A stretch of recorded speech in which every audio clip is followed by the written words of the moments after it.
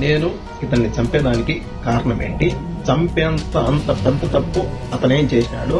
నాకైతే బతకాలని లేదు, చనిపోవాలని ఉన్నది. మా భార్య నేను ఇద్దరం చనిపోతాను.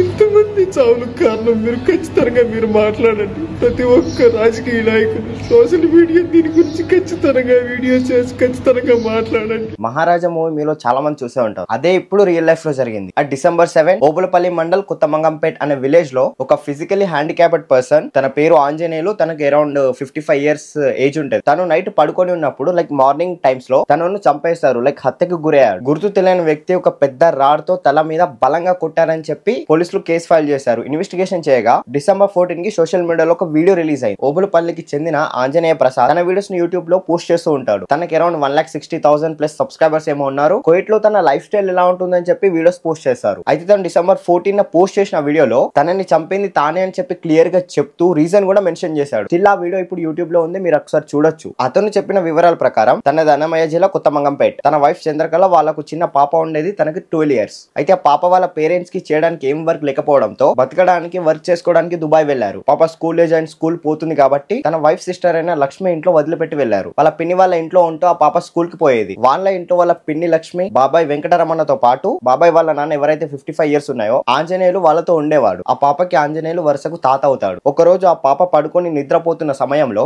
ఆంజనేయులు అనే వ్యక్తి వచ్చి ఆ పాపని అత్యాచారం చేయడానికి బాగా ట్రై చేశాడు. ఒకసారి క్లిప్ చూడండి. ఇంకా నా బిడ్డకి ఈ మాదిరి జరిగిన దానికి ఒక కన్న తండ్రిగా నేను బ్రతికుండి కూడా సచ్చినట్టే లెక్క.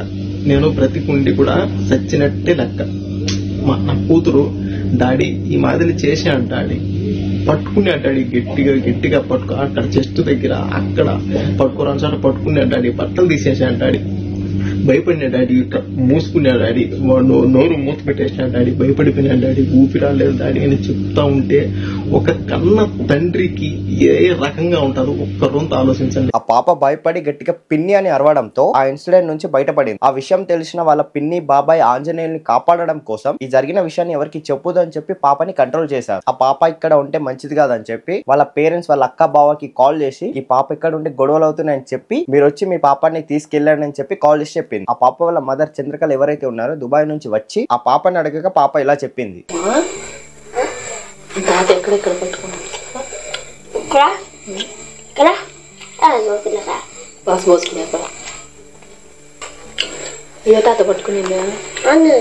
పాప చెప్పిన తర్వాత దుబాయ్ లో ఉండే వాళ్ళ భర్త ఆంజనేయ ప్రసాద్ కి చెప్పింది. అతను వెంటనే పోలీస్ స్టేషన్ లో కంప్లైంట్ వేద్దామని చెప్పి తన భార్యకు చెప్పి తన భార్యతో పోలీస్ స్టేషన్ లో కంప్లైంట్ ఇప్పించింది. పోలీసులు పిన్ని బాబాయ్ని అండ్ వాళ్ళ తాతని పిలిపించి మందలించారే కానీ వాళ్ళ మీద ఎలాంటి యాక్షన్ తీసుకోలేదు. జరిగిన మైనర్ గర్ల్ ఇన్సిడెంట్ మీద పోక్సో చట్టం కింద కేసు ఫైల్ అవ్వాలి. ఆ పిన్ని బాబాయ్ సూసైడ్ చేసుకున్నా అని చెప్పి వీళ్ళని భయపెట్టడం, తిను సూసైడ్ చేసుకున్నా అని చెప్పి వాళ్ళని భయపెట్టడం జరిగింది. సో దీని మీద పోలీసులు ఎలాంటి యాక్షన్ తీసుకోవట్లేదని చెప్పి ఆంజనేయ ప్రసాద్ తనే ఏదో ఒకటి చేయాలని చెప్పి తన వైఫ్ కి గానీ ఫ్రెండ్స్ కి గానీ తెలియకుండా ఎవరికి చెప్పకుండా December 7వ తేదీన తన ఊరుకొచ్చి ఈ చేసిన ఆంజనేయులు ఎవరైతే ఉన్నారో వాళ్ళ ఇంటి దగ్గరికి వెళ్లి తను పడుకొని ఉన్న సమయంలో తన తల మీద ఒక ఐరన్ రాడ్ తో చాలా గట్టిగా కొట్టడంతో తనని చంపేసి ఎవరికి తెలియకుండా మళ్ళీ రిటర్న్ దుబాయ్ కి వెళ్ళిపోయాడు. సో తనని ఎవరు చంపారని చెప్పి అనుమానం ఎవరికి రాలేదు. బికాస్ ఆ పాప వాళ్ళ ఫాదర్ దుబాయ్ లో ఉన్నాడని చెప్పి అందరికి తెలుసు కాబట్టి. సో అతను వచ్చిన విషయం ఎవరికి తెలియదు, వెళ్ళిపోయిన విషయం ఎవరికి తెలియదు. సో పోలీసులు మర్డర్ మీద ఇన్వెస్టిగేషన్ చేసేటప్పుడు దుబాయ్ లో ఉండే ఆ పాప తండ్రే తన యూట్యూబ్ ఛానల్లో ఒక వీడియో పోస్ట్ చేశారు. తనే ఈ పని చేశాను, లొంగిపోతాను, పోలీసులకి లొంగిపోతాను, నేను ఇండియాకి వచ్చి లొంగిపోతాను, పోలీసులు నాకు న్యాయం చేయకపోతే నేనే ఇండియాకి వచ్చి అలా చేసి మళ్ళీ దుబాయ్ కి రిటర్న్ వచ్చానని చెప్పి ఆ వీడియోలో క్లియర్ గా మెన్షన్ చేశారు. నేను ఏదో గొడవలు పడే వ్యక్తి కాదు, చట్టం అంటే నాకు చాలా గౌరవం ఉందని చెప్పి ఆ వీడియోస్ లో పదే